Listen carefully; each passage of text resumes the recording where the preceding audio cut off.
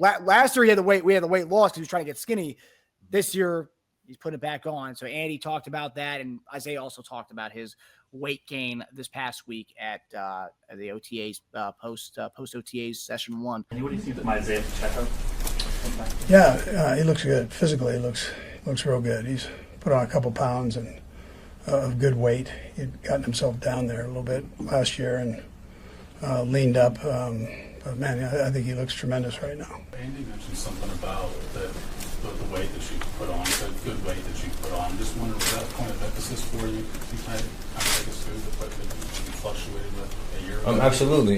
Just going through injuries. I want to gain weight, be a little more heavier to surpass that, and to get better and build off of this past year's on the field play.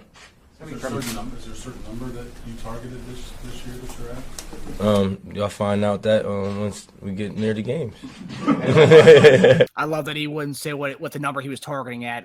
But JD, I remember last year we talked about, Isiah wanted to slim down. Isiah was doing more receiver type drills in the offseason. He slimmed down to 215 or 212, something pretty low. And I remember we talked about that because he was kind of getting injuries before that. Then he slims down a little bit for his kind of aggressive running style. We were kind of weary about that a little bit.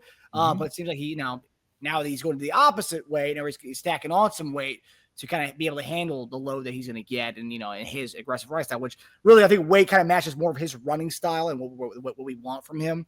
But hearing what Andy had to say, hearing what Pop has kind of envisioned himself for this upcoming season, what kind of year? I mean, what kind of season are we looking at from Pacheco, and what does this tell you about how they plan on using him with him adding this weight? I mean, I don't know what type of year he's going to have. One thing I do know is that he felt like he needed to gain weight to be effective in this league. And like he said, the first thing he brought up was injury. And so one thing that you need to understand is you got to put on muscle to play in this league, especially at certain positions. 205, I think it was where he played at last year, maybe somewhere. And he might have felt a little bit light. But, hey, Greg and those guys like, look, we're going to let you play and see how you feel with it, right? And so he felt like he was lighter, he was quicker. But also, too, what they're asking him to do, he realized, you know what? Maybe I need to be a little bit more bulky, a little bit more stronger, okay? And so when Andy said he was lean, he's talking about packing on muscle. He about 10 pounds of muscle. He looks like it in the face, man. That joker right there looked like a superhero. And I'm sitting there thinking like, yo, he's serious. He's serious. But I think that's what it takes, especially when you get hit. You're going to get punished more than anybody else. Running backs get hit more than anybody else out there on the field, okay? Because they get the football and 11 guys are trying to kill him. So he understands he's going to be taking some punishment, especially if he's running the football. And if you want to be a 3-down back, which Pacheco wants to be. So it ain't just we're talking about right now, Marcus. We're talking about in the future, whatnot. How do you feel? How do teams look at you? And so if you're running around at 205, 20, whatever, less than that, teams are like, hey, man, we got guys to do that. We need somebody, 215, solid muscle that's going to get that third down for us. That's what we need to do. And so maybe he feels that way where last year he wasn't able to get the third down like he needed. Guess what? They regulated that to who? Kareem Hunt. Kareem Hunt was like, okay, I'll take that part of it. Or Carson Steele. Hey, man, Pacheco don't want to come off the field. And there's nothing wrong with that. I mean, shoot, he's competitive. That's what we do. We compete in the NFL. And so he's like, if this 215 gives me another opportunity to have the ball in my hands, so be it. So be it. I can still catch the ball out the backfield. Nothing's wrong with that. But being at 215, I could be more effective. And to be honest with you, I agree with it. That'd cut down on injuries a lot for him. Well, I remember last year we talked about that being a kind of interesting choice for him to do that because the injuries he already kind of suffered. He already had the torn labrum at that point, and now he's wanting to lose more weight. He's catching balls out of the backfield. And I get it. Starting to be light a little bit so he can kind of be that third down back, right? So he didn't have to call the field for Jerick McKinnon, right, for that type of guy. And he wanted to be that, and he got hurt early on in the season last year. And I saw a G-Pick in the comments said something interesting. How much – and he saw Kareem Hunt come right off the couch after eating Cheetos, come off the couch and come in and be a guy right away and eat when he was out. And Kareem Hunt looked kind of thick, kind of stacked a little bit. And how much do you think that kind of influence of having Kareem Hunt in the RB room kind of helped him. And Kareem's always been kind of a thicker guy, much more thick than Pacheco. How much do you think that kind of influence can have on a young buck? I think it had a lot of influence, especially when you start seeing the type of work that he's getting, right? And so, like I said, when you start pointing to somebody like, I need you in on third down, he's like, okay, I see what's going on here. He's built more for it. So Pacheco's sitting there saying, I want those reps. I want to be that guy. I want to score touchdowns. If we down inside the 10-yard line, I don't want him sitting there and bringing Kareem Hunt in. I want to be that dude. And then, like I said, that's just competitive nature in him. So Kareem, which is, a lot older than Pacheco, and he's sitting there saying, like, look, man, hey, in this league, you're going to make your money making guys miss, or you might have to run over a joker or two, right? You can't be, as a running back, get tackled by one guy. There's no money there for that. It's not. Those guys are dime a dozen, and they don't last long. If you're talking about maybe swing pass, cool. Okay, guess what? Now I'll have to run around a guy. I'm going to run over him, put my shoulder down, because they'll feel every bit at 215. He run behind his pads, they'll feel at 215 more than they will at 205, right? That's just physics. That's just what that is. Kareem Hunt, Pacheco, watching the type of work that he got, absolutely influenced him to say, hey, look, maybe this needs to be a little bit different of the things I need to do. So that's a really interesting way of looking at it, JD. I love that. I agree, because it wasn't just like, Kareem Hunt took him under his wings, like, no, you need to do this to gain weight in the offseason. It was more the competitive nature of it. He saw firsthand what Kareem Hunt was doing with that kind of weight and kind of the thickness that he has. So, I could do that, and I could be the guy who's getting those touchdowns on the short yard stuff. So it wasn't so much like Kareem Hunt's like, let me tell you how to do it. It was more like, I'm seeing them witnessing from my firsthand, and I don't want to come off the field in that. So it's a competitive thing. I love that. That's great. I didn't even think about that aspect of it. Yeah, man. Hey, look, man, it's all about production in the league. Who's playing, right? Hey, anybody can watch from the sideline. Shoot, you can watch from the sideline. Go and get your ticket. Sit on up there in the stands. Do that. Or do you want to be out there on the field trying to make a difference? And so what you start realizing is, man, if I got somebody here that's doing exactly the same thing that I'm doing or better, guess what? I'm going to be shuffled up out this way. I'm out of this joker, right? And so you start thinking, man, hey, man, look, put us both in and let me have some of that work, and you see what I can do with it. But if the coach ain't even looking towards you because he sees the other guy, and the other guy has the body type and all those different things, he's going to get the work.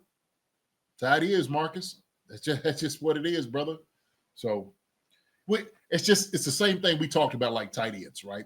Okay, real quick on the tight ends. Now, Travis is going to drop weight. He's dropped weight, okay? Travis is going to be on the road more so, probably catching footballs, as opposed to like what he was doing last year and blocking. I'm sure that wore him down a little bit. But he felt like he needed to get lighter. I'm not saying I don't know where he is right now and how big he had gotten during off season, but at least he was sitting there saying, I'm going to be in some shape. I'm going to be lean to do the things I need to do, right? Don't carry anything extra. Let me regulate that to maybe Noah Gray and somebody else doing those things, okay? Same thing like Drake Bringenstool, Jerry Wiley, more thinner frame tight ends. We're not asking him to lead up in a gap. We're not asking him to do that. We need y'all to widen out to catch the footballs. We got the dude from who's that? Texas A&M, Trey Watson. Yeah, got him, and then you got Robert Tonyan, and then you got Noah Gray. Who's going to take the reps when we need to get a yard? When it boils down to it, I can't put somebody here who got like tail over here, you know what I mean? Whose butt is sitting over here looking as thin as glass. I can't put you in. You can't hold up. I need a sucker to come in that's going to light somebody straight up. And you need to bring something with you. So it's always about the tool that you're going to utilize, right? Isiah Pacheco understands he's a tool that's going to be utilized. What are you going to have me doing? So that's it. What up, Newt? Look at Newt that came in here, man. Yeah, I'm saying, yeah, we haven't seen Newt in a couple of weeks. Yeah. Dude, hope you're doing well down there, brother. And down under. Yeah, Oh, and he's in England, right? Where is he at? In one of those, right? Wales, right? The big, Wales? big LRZ Wales? fan. I think so. All right. I think so. Well, it's also interesting too that, like, you know, last year he wanted to be more that receiver back role, so he lost weight, right, to kind of not stay off the field on the third down, right? So now he's brought that weight on to just kind of be more of a bell cow kind of guy. And it's interesting too because in this offseason, we didn't go. We retained Kareem Hunt, but the other guys we got, Eli Mitchell and Brashard Smith, who we'll get into in a little bit here. Those are guys who are probably going to be more of those third down back kind of guys. Just, you know what, you guys got guys for that. Let me take away the early down carries and be that guy.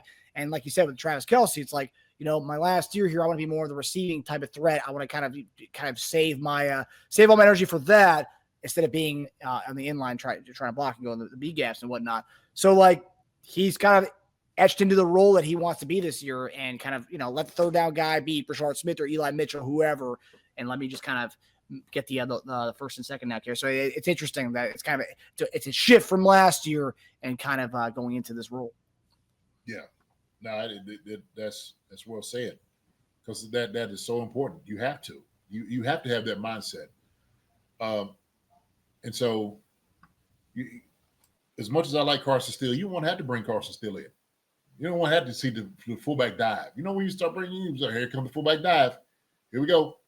So you just kind of get away from that, and you just like, let me be the guy. Let me be the man.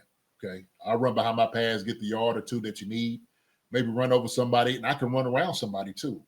So the good thing is, Marcus, is he's a year older. He has another year under his belt. So he's starting to understand what it takes to play in this league, okay? And that's what you start figuring out, man. The young dude, man, you start figuring out real quick what the pecking order is and how you get there. So I will say, and also too, you know, you're older, but with our offense and with the injuries he's had, not a lot of wear and tear as far as like getting a lot of carries, right?